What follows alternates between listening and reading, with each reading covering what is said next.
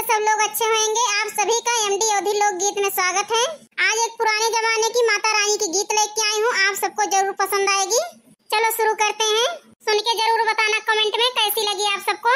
आवा भवानी मैया बैठा मुअरे आंगने, देवे सतरंगिया बिछाए। आवा भवानी मैया बैठा मुअरे आंगने, देवे सतरंगिया बिछाए। घिया ना गोड़ा कई मैया हमिया करौबै, मोरी जागी पुराण होय।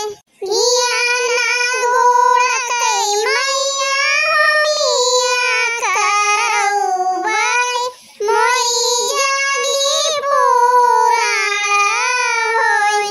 आवा डिउहारी ने मैया बैठा मुअरे आंगने, देवे सतरंगिया बिछाए। आवा डिउहारी ने मैया बैठा मुअरे आंगने, देवे सतरंगिया बिछाए। घिया ना गोड़ा कई मैया हमिया करौबै, मोरी जागी पुराण होय। घिया ना गोड़ा कई मैया हमिया करौबै, मोरी जागी पुराण होय।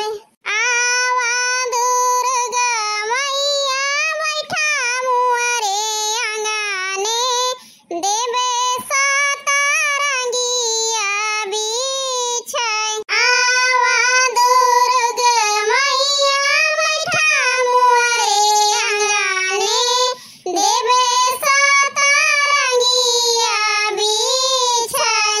घिया ना गोड़ा कई मैया हमिया करौबै, मोरी जागी पुराण होय।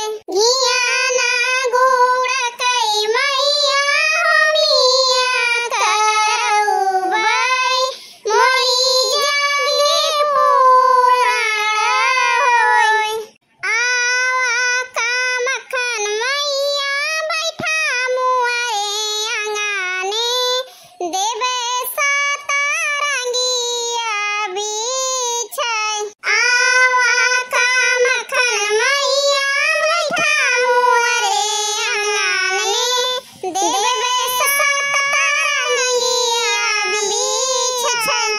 घिया ना गोड़ा कई मैया हमिया करौबै, मोरी जागी पुराण होय। घिया ना गोड़ा कई मैया हमिया करौबै, मोरी जागी पुराण होय। आवा शीतला मैया बैठा मुअरे आंगने, देवे सतरंगिया बिछाए। आवा शीतला मैया बैठा मुअरे आंगने, देवे सतरंगिया बिछाए।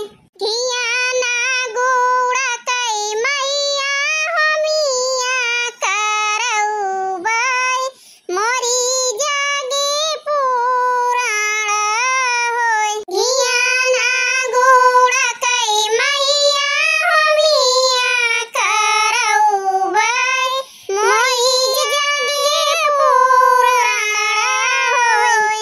हाँ तो भाइयों बहनों, हमारी गीत कैसी लगी आप सबको कमेंट में जरूर बताना। ये पुराने लोग जो हमारे गांव के हैं वो लोग गाते थे तो हम सीख लिए थे। हम कहीं आज पुरानी गीत आप सबको भी सुना देते हैं। पसंद आ गई होगी तो लाइक सब्सक्राइब कर देना। मिलते हैं अगली गीत में, तब तक के लिए बाय बाय। तब तक के लिए खुश